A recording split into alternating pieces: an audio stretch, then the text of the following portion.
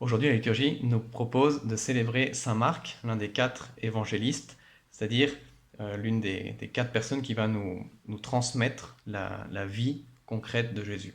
Alors pourquoi est-ce qu'on a 4 évangiles? Tout simplement pour avoir plusieurs points de vue sur la vie de Jésus. C'est un peu comme si on voulait connaître une personne qui n'a pas vécu de notre vivant. Donc imaginons une grand-mère qui est décédée avant qu'on naisse.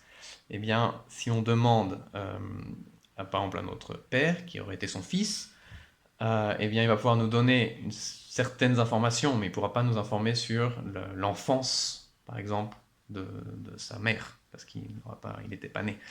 Et donc peut-être qu'on ira demander au grand-père pour avoir l'enfance, ou à une amie d'enfance, ou voilà. Et à plus de personnes à qui on ira demander, eh bien, on aura un portrait plus riche et différentes expériences de qui était cette grand-mère. Alors avec Jésus, c'est ce qui se passe. Et puis donc on a 4 évangiles, donc l'Esprit Saint se sert de 4 personnes, de 4 communautés, de 4 traditions différentes, à travers lesquelles il transmet ce qu'il veut nous dire sur la figure du Christ. Donc c'est important d'avoir cette vision complète, globale de la figure de Jésus.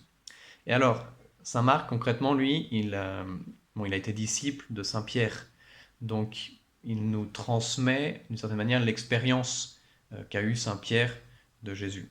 Alors, on le voit dans son évangile, c'est un évangile qui est un peu plus agile, spontané, il y a plus d'action, il est plus court aussi. Donc, c'est un petit peu aussi, à travers ces effets de style, le caractère primaire de saint Pierre qui ressort. Hein. Saint Pierre qui, quand il y a un problème, il sort l'épée et puis il va aller découper tout le monde en morceaux.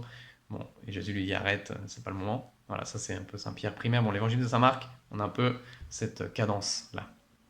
Alors, Saint Marc, dans l'évangile d'aujourd'hui, nous transmet Jésus qui, avant son ascension, invite, ordonne même aux apôtres d'aller dans le monde entier proclamer l'évangile. Et ça, c'est ce que saint Marc a fait pendant toute sa vie. Non seulement il l'a écrit, mais il l'a aussi proclamé. Et ça, c'est quelque chose que nous sommes tous invités à faire avec notre vie concrète, proclamer l'évangile. De même que saint Marc a mis par écrit son expérience personnelle du Christ, l'expérience qu'il a reçue de saint Pierre, qu'il a développée dans une communauté, qu'il a prié, qu'il a proclamé en évangélisant, eh bien nous aussi dans notre propre vie, nous sommes appelés à rendre présent l'évangile de Jésus et à témoigner devant le monde de notre propre expérience du Christ, qui est une expérience aussi personnelle, on révèle